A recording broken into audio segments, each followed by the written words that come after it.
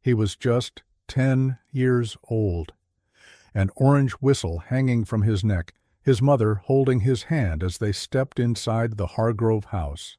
Salem's most famous haunted tour on Halloween night. 1 second, he was there, surrounded by laughter, screams, and flickering candlelight.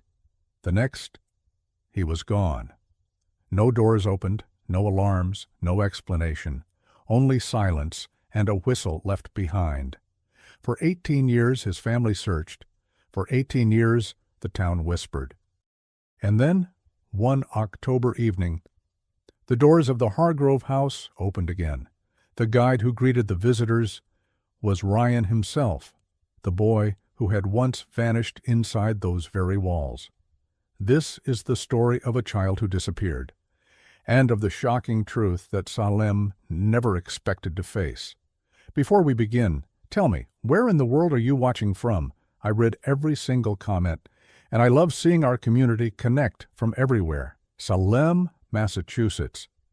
Halloween night that smells of cold air and candle wax. Pumpkins grin along Essex Street. The crowd moves like a noisy river, capes brushing coats, plastic fangs clicking. Behind a wrought iron fence waits the Hargrove house, weathered clapboards, dark windows, porch boards that complain. The sign promises history and haunt, 20-minute tour. Ryan Walker, 10, fingers the bright orange safety whistle on a lanyard. Blow if you're scared, the flyer said. His mother, Margaret, squeezes his hand. His father, Daniel, balances an old camcorder. Ryan listens to the guide, but studies the building, the resin-sweet banister, the tinny hum from a wall speaker, the wheeze of a loose window when wind pushes in. Mr. Hargrove appears in a charcoal coat. "Welcome," he says, voice smooth. The door opens with a stingy creak. Inside, faux cobwebs, candle bulbs trembling in wire cages, a hall radio whispering a 1940s ballad. Under the caramel apple smell of coats, Ryan catches something sharper, bleach. Rooms pass with rehearsed scares. A rubber bat drops. A hidden fan throws a cold breath across cheeks. But his attention hooks elsewhere. A narrow door at shin height behind a velvet rope, paint nicked where fingers have pried. He tugs Margaret's sleeve. "That door's not on the map." "Eyes front, Rye," she whispers. "We'll be out in 20 minutes. On the second floor, the group bottlenecks beneath a weak bulb. The guide points to a portrait and launches a tragedy. In the crush, Ryan sidesteps to see past taller bodies and feels a draft along his ankles, air crawling from beneath the baseboards. His gaze returns to the velvet rope, to the low door, now slightly ajar, a sliver of unlit space that belongs to no exhibit. "Don't," Daniel warns softly, reading his son through the camcorder's viewfinder. Ryan doesn't.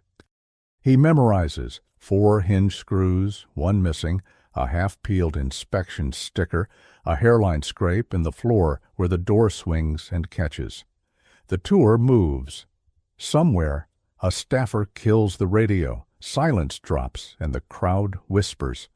Ryan's whistle bumps his chest. In the next room, a recorded moan misfires. Too long, wrong pitch. An error, his ears file away. They turn a corner. The light stutters. Margaret's hand, warm and certain, is there. And then, in a blink, it isn't. "Ryan!" Margaret's voice threads through displays, not yet panic, not yet real. Daniel lowers the camera and scans faces. The guide keeps patter going, but parents begin to pause, sensing the tilt. The whistle never sounds. They sweep back, then forward, chasing echoes. An authorized personnel door thuds, as if nudged from the other side. The guide laughs. "Part of the show." But his smile zippers tight when Margaret grips his sleeve. "My son is gone." Lights up. Patrons escorted out. A cruiser's red-blue washes the windows. Mr. Hargrove opens a master keyring and points to schematic drawings, egress routes, fire code upgrades. "There's nowhere to hide," he says. "We'd hear a child." They search anyway. Attic, basement, beneath plywood stages and cables. Behind the velvet rope, the low door leads to a crawl space for ducks. Dust lies unbroken. A maintenance worker swears nothing connects to alley or street. On the porch, Margaret refuses to sit. She watches the gate where families spill back to Essex Street with Coco, already telling the story of the show that went wrong. She presses Ryan's jacket to her chest. The knot he tied still holds the shape of his hands. Daniel stands with the camcorder dead in his palm. The last seconds of tape refuse to play back, chewing their own edge. After midnight, the house is declared clear, and the search expands. Inside, the hall radio, accidentally left on, hums a half-song to empty rooms. A fan ticks as it winds down. In the crawl space, a carpenter's pencil rolls into a shallow groove, worn by years of unseen use. By morning, posters print. The orange whistle sits in a lost and found box on the entry table, untouched. 18 Halloweens later, the line outside the Hargrove house forms again. 18 years stack weight into the bones of a city. In Salem, the tour seasons blur, fall leaves, bus exhaust, 1,000 photos of the same cracked facade. The Hargrove house survived lawsuits and sorrow by becoming what Salem does best, ritual. People return because returning feels like respect. The new guide walks the porch with a practiced pace, black jacket, clipboard, calm voice that cuts through chatter without raising itself. The name tag reads, Ryan, a detail the booking desk insisted on. Visitors, like the human touch. He didn't argue. Under the foyer light, a small half-moon scar near his left ear flashes before hair falls back to hide it. He knows the script, of course. He also knows what the script leaves out, the way the second-floor bulb dims not just from voltage drop, but from a corroded socket, the hollow beneath the 7th stair, the error in the printed map where a closet should be 3 feet to the left. He knows because after the headlines faded and the house changed hands and new money brought new inspections, he came back under another name to haul scrap and install signage. He kept coming back because nothing else stayed still long enough to hold. Ryan lives in a one-bedroom off Lafayette Street. His kitchen smells faintly of coffee and paint thinner. The building's landlord rolls his own walls every spring. On his fridge, a single photograph, a boy in a Red Sox cap whose brim is bent too far down to see his eyes. If he looks at it too long, he feels a pressure in his chest, like being held underwater. He looks, but never for long. On a Tuesday rehearsal before October crowds swell, the operations manager runs a safety drill. Whistles are optional, she says. The lawyers hate noise, but hand them out on weekends. She laughs at her own joke. Ryan touches one of the plastic orange whistles in the supply bin and turns it over in his palm until his thumb finds the shallow mold line. He places it back gently, as if it could bruise. At night, he writes. Not a diary, he tried, the words came out wrong, but a list. Bulleted facts no one can dispute. The year the fire escapes were replaced, the month the basement flooded, the exact length of the porch steps. He lists the names he remembers from staff badges, the color of jackets, the way one man favored his right leg. He writes until the page absorbs the jitter in his hands. Then he sleeps, mouth open, television blue on his skin, a baseball game somewhere in the 5th. Margaret Walker never left Salem. She switched jobs at the library when day shifts meant fewer nights, staring at the dark house on the hill. Her living room became the archive the internet could not be. Shoeboxes of flyers, binders of police correspondence, a coffee mug stuffed with pens from every volunteer search. She kept the orange whistle in a drawer with a rubber band around it, so the mouthpiece wouldn't collect dust. On bad nights, she took it out and set it on the table as if sound could be willed back.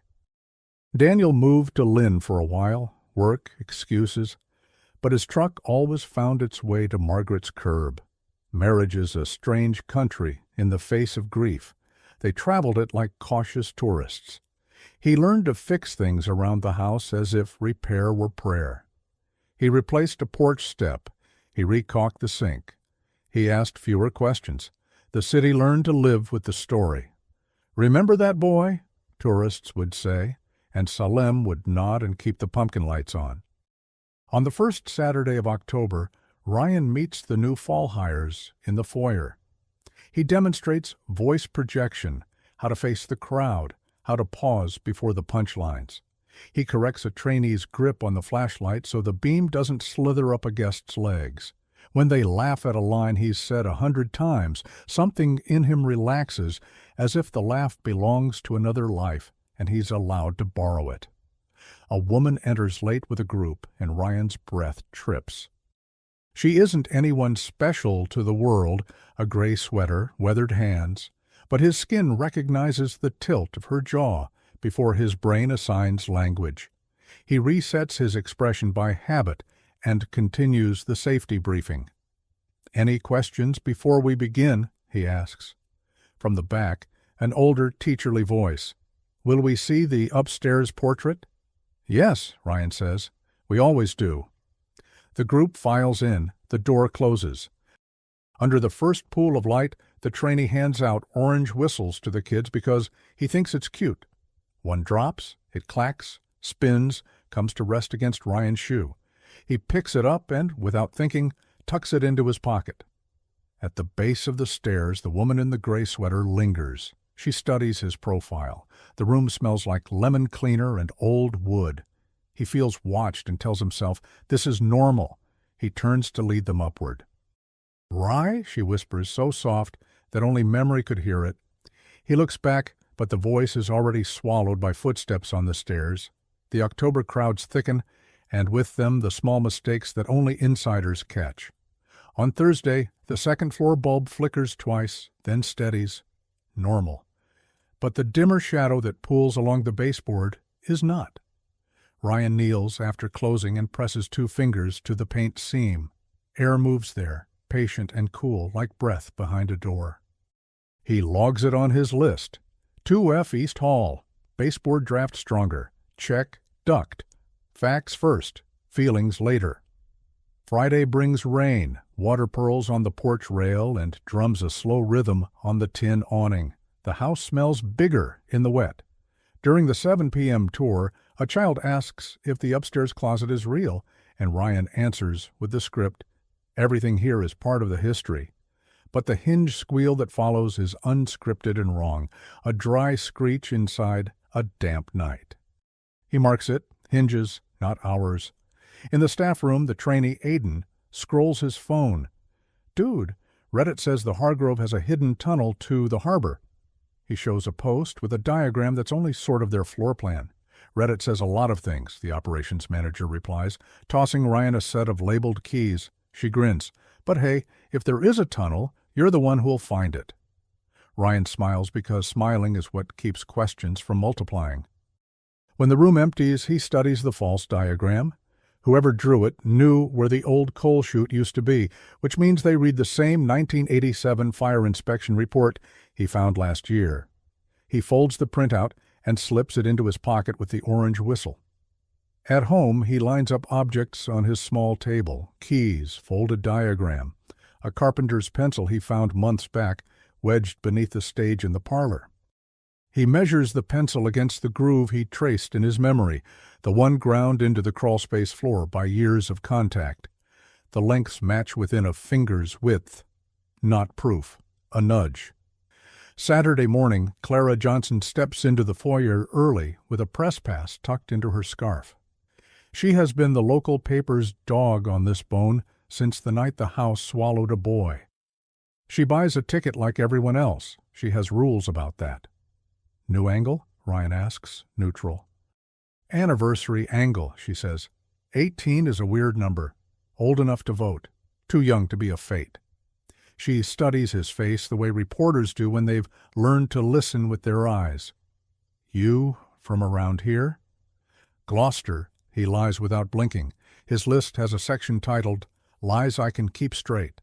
This one is number 3. They move the crowd through the parlor. Rain leaks a slow metronome into a bucket. a sound Ryan could follow blindfolded.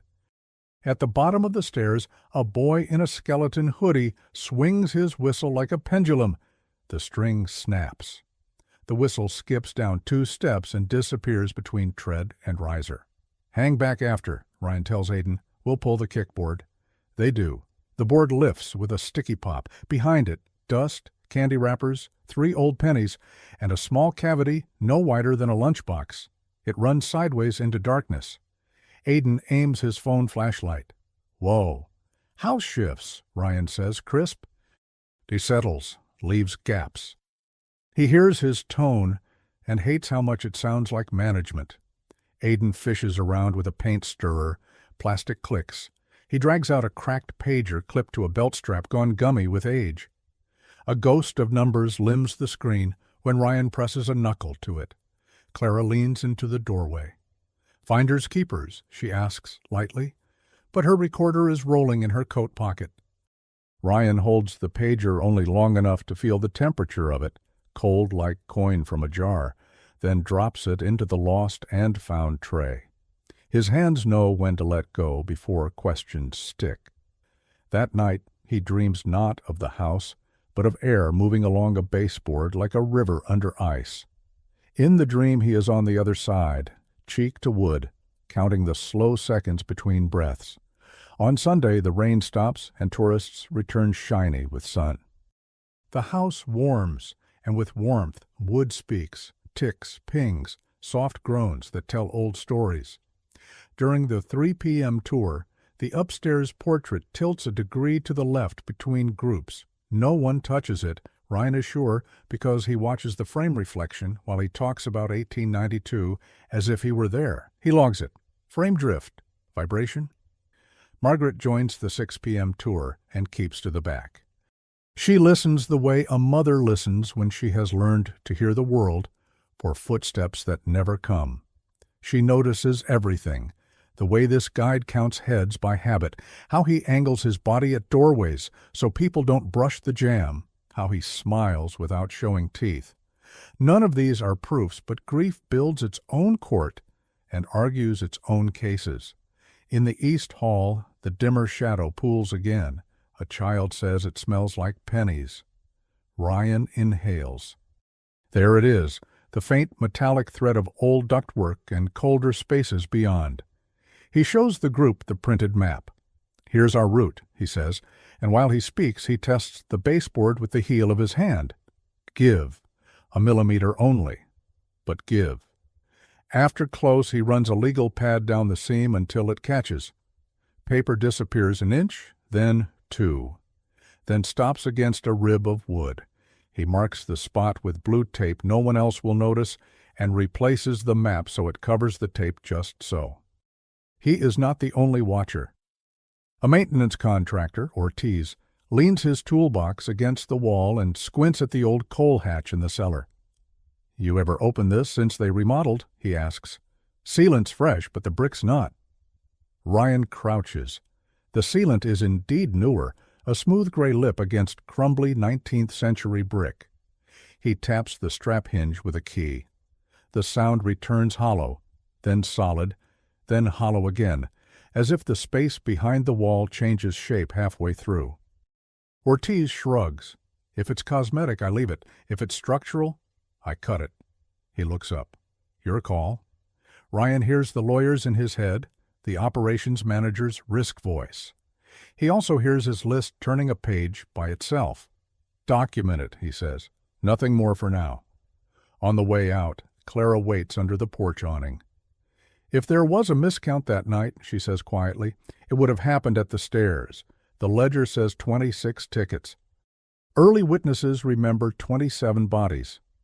"Memory is weather," Ryan says. "It changes with pressure." "Some weather patterns repeat," she says, and leaves him with the thought like a barometer that falls before a storm. Night settles. The house empties. Ryan stays with his clipboard, alone, until alone becomes a room you know how to stand in. He walks the second floor without turning on the overheads, using a small flashlight pinched tight so the beam doesn't spill. At the East Hall he kneels, pries the baseboard edge with a painter's tool, and feels the quiet answer back, A rush the size of a breath, then stillness. He stops, listens. In that stillness, a new sound threads the dark, a quick three-tap pattern from somewhere beneath, like knuckles on a hollow desk. Tap, tap, tap. He freezes. Then, because training beats fear when you've had to teach yourself both, he taps back. 1, 2. The silence returns, enormous. He waits until waiting becomes another kind of noise. He almost misses the second sign because it isn't a sound, but a pause in air, the way rooms sometimes inhale when a door in another part of the building opens. Only he and carpenters notice such things. He follows the pause to the stairwell and angles his light down along the risers, where the whistle vanished. The kickboard seams are clean again. He scrubbed them himself, but a faint crescent scratch curves in the wood, fresh enough that dust hasn't settled in. A shape a child might make pressing a plastic. He stands, every nerve lit. There is a way this could be theatrics, someone messing with him, a prank. He lists possibilities in his head because lists are rafts. 1. Staff joke. 2. Settling wood. 3. Animal. 4. Someone, somewhere, creating a path. When he locks up, he pockets the keys and the orange whistle without thinking. Outside, the street is brass with late light.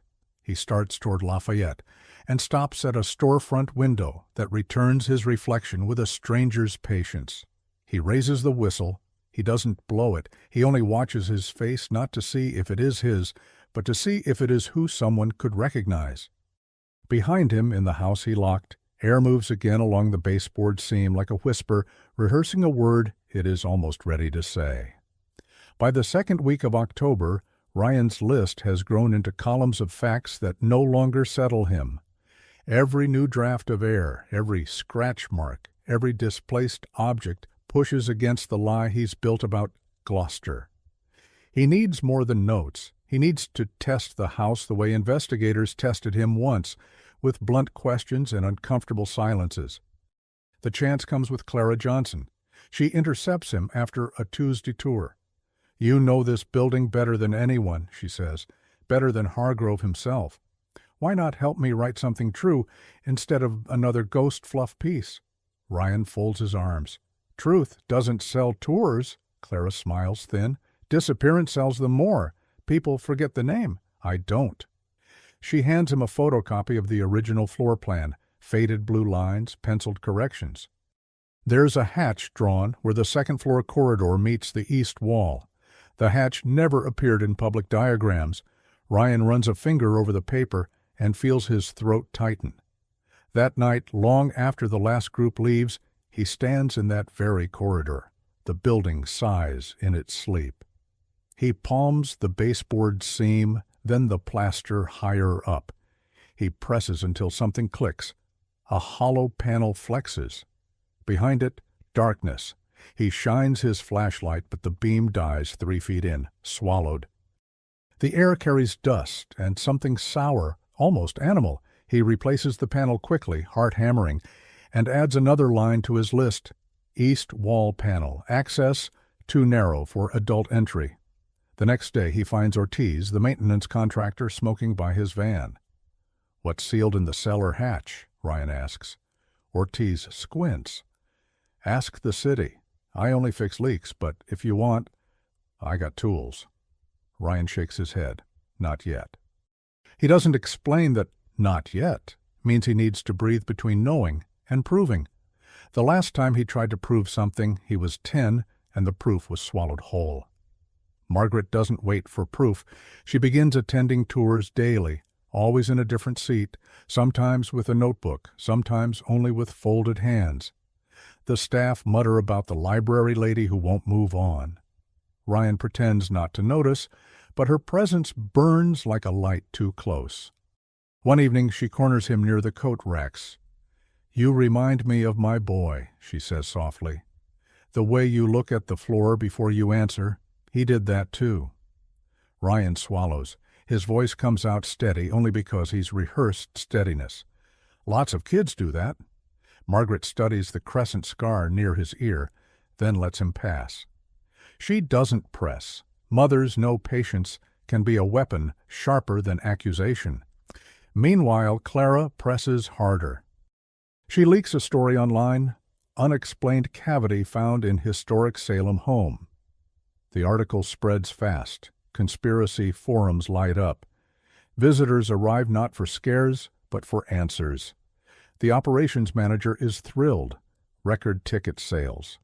Ryan feels the trap tightening. More eyes, more pressure, less control. Then, during cleanup one night, Aiden calls from the basement. "Hey, check this out." His flashlight beam wavers across the sealed coal hatch. The sealant has cracked. Rainwater seeped behind and loosened the mortar. When Ryan brushes dust away, he sees letters scratched into the brick.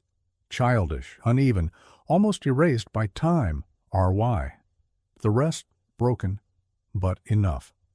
Ryan stares until the lines blur. The sound of his own breath fills the chamber like an echo that doesn't belong to him. He snaps a photo and adds it to his list. He doesn't show anyone, not yet. But Margaret notices the dust on his sleeve when he exits the basement.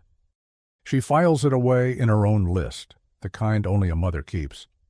The week before Halloween, Salem's streets thrum with bodies, buses unload students in costumes, couples clutch cider cups, the air tastes of caramel corn and wet leaves. Inside the Hargrove house, however, the air holds something else. Pressure. Ryan feels it under his skin as if the house has quickened its pulse. Ortiz finally breaks protocol. "You want it open, Walker? Tonight's your chance." He points at the coal hatch. Mortar flakes litter the floor. Rain has done half the work. 5 minutes with a chisel, and this wall's not a wall anymore. Ryan hesitates. His list warns against rash moves, but the scratched letters, RY, burn at the edges of his vision. He nods. Ortiz prees. Stone dust clouds. A slab loosens, then another. Behind them yawns a narrow corridor no one admitted existed. The flashlight cuts into black. The space is just wide enough for a boy, not a man. Ryan crouches, memory shoving up through ribs, cold earth smell crawling elbows, the scrape of wood above. His stomach drops. This isn't discovery, it's recognition.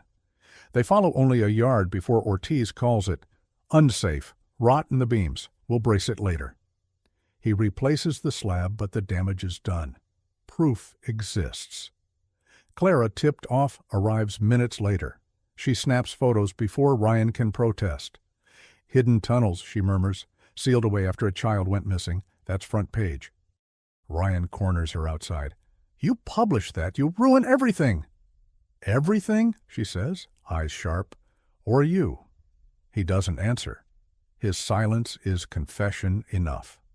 That night, unable to sit still, he returns alone. Keys jingle like betrayals. He reopens the hatch with a crowbar stolen from the shed. The passage breathes damp and old. He crawls. Dust coats his hands, cobwebs string his hair. He moves forward until the passage widens into a small chamber. Dirt floor, timber ceiling, a rusted cot jammed against one wall. On the cot, a child's backpack, moldy but intact. The front pocket bears a stitched patch, a baseball glove, his baseball glove. Ryan kneels. The air collapses out of him. His body remembers the feel of straps on thin shoulders, the way he pulled it close in the dark. For years he'd convinced himself memory had invented these things. But here it is, incontrovertible. He never left the house. He lived under it. The whistle rolls from his pocket and lands on the floor. Its plastic clack ricochets off the chamber walls and returns like an echo from the past. The next day, Clara prints her article. Headline, "Lost Tunnel, Lost Boy. New evidence in Salem's haunted house case. By noon, police tape webs the porch. Reporters swarm." The operations manager fumes about liability, but Salem eats it up. Ghost tours, doubling in price, tickets sold out. To them, tragedy is theater. For Margaret, it's not theater. She pushes through the tape and demands to see the hatch. When officers refuse, She shows them the scar on Ryan's ear. "My son had one just like it," she whispers. "You look at him." The lieutenant squints at Ryan. His clipboard trembles. "Sir, can you explain your history here?" Ryan says nothing. The whistle weighs heavy in his pocket. Margaret steps closer, her breath shaking. "Say something, please. If you're him, just say it." And then the smaller Riviera-Volta hits. Clara shows a photo she found in court archives, a staff roster from 2005. Among the grainy faces is a man, young, lean, with the same half-moon scar. The caption reads, "Maintenance crew, approved contractors." The man was Hargrove's nephew. 18 years ago, Clara says, this man worked here. He vanished from records the same year Ryan disappeared. Ryan stares at the photo, the scar, the eyes, not his, but close enough to be blood. The truth breaks open. He wasn't taken by strangers. He was hidden by family he didn't know he had. Hargrove's nephew used the tunnels, pulled him into darkness, kept him alive down here, while the world searched above. And when authorities finally closed in, the nephew vanished, leaving Ryan with fractured memory and an identity no one could prove. The chamber, the backpack, the scratched letters, they are not ghost stories. They are his biography carved into brick and dust. He looks at Margaret, her face pale with both recognition and horror. Her voice cracks. "You were here all along." The final Riviera-Volta lands not in the discovery of where he was, but in who chose to hide him and why the silence lasted 18 years. The tape around the Hargrove house rattles in the October wind, but inside the air is still, heavy with memory. Police officers comb the tunnels with gloves and flashlights. Every photograph they take adds weight to Ryan's chest, because each one is a mirror of nights he tried to bury. Margaret sits in the foyer, her hands folded over the orange whistle Ryan dropped into her palms. She hasn't let go since. Daniel paces behind her, confusion burning into anger. "All these years," he mutters, "all these years, and he was here?" His voice cracks on the last word. Ryan kneels in front of them. He can't bring himself to say Mom or Dad. He says, "I don't remember everything, just pieces. I know I was down there. I know someone kept me there. I don't know why." His throat is raw, the words heavy as stones. Margaret's eyes brim but do not spill. "I don't care if you remember everything. I just care that you're here." She reaches out and cups his scarred face. For the first time in years, Ryan doesn't pull away. Detectives question him. Names, dates, memories, he gives what he can. He tells them about the cot, the smell of bleach, the scrape of wood above him. About the food passed through a hatch without words attached. About the silence that was both punishment and comfort. Clara records every detail. Her voice trembles when she asks, "Why didn't you leave when you could?" Ryan's answer is a whisper. "Because I didn't believe the world would want me back." The silence after is louder than any scream. The community reacts like a body remembering an old wound. Candlelight vigils sprout in front of the house. Parents clutch their children tighter in the October crowds. Some whisper anger at the police for failing years ago. Others marvel that a missing child returned at all. Ryan tries to walk the streets without recognition, but Salem remembers faces the way Margaret remembers scars. Neighbors stop him, some with tears, some with questions. He answers none. The only person he truly looks at is his mother. In her living room, surrounded by the shoe boxes and binders she kept for nearly 2 decades, Margaret asks the question that breaks him open. "Do you forgive me for letting go of your hand?" Ryan's chest caves with the weight of it. He doesn't want her to bear what was never hers to carry. He takes her hand, presses the whistle back into her palm. "You never let go. I did." Tears finally slip down her face. Daniel turns away, covering his eyes. For the first time in 18 years, the family breathes in the same rhythm, but the scars do not vanish. Nights bring Ryan dreams of dirt and silence. Sometimes he wakes in the middle of the floor, as if waiting for someone to slide food through a hatch. Healing, he learns, is not a door that swings open. It's a corridor you crawl through inch by inch. Still, there is light at the end. For the first time, Ryan allows himself to think of tomorrow not as survival, but as possibility. Halloween night arrives again in Salem. Crowds still gather outside the Hargrove house. But this year the porch is dark, the windows boarded, police seals stamped across the doors. Tourists take photos anyway, because tragedy, like folklore, becomes part of the city's brand. But for Ryan, the house is no longer attraction. It is mausoleum. He walks past it with Margaret at his side. Her hand does not clutch his this time. She lets it rest gently against his arm, as if reminding him that presence is stronger than possession. Daniel trails a few steps behind, quieter now, his anger thinned into a grief he's finally learning how to carry. Clara publishes the full story. The article spreads beyond Salem, beyond Massachusetts, across the country. The boy who vanished during a haunted house tour, found 18 years later guiding tours of the same house. For many, it is a story of survival. For Ryan, it is something more complicated, not survival, but reclamation. In interviews, he does not dramatize. He does not chase pity. He says only, "I want people to remember that houses don't hide children. People do." His voice is steady, not theatrical. Truth rarely needs volume. It only needs room to breathe. On his nightstand sits the orange whistle. He doesn't blow it. He doesn't need to.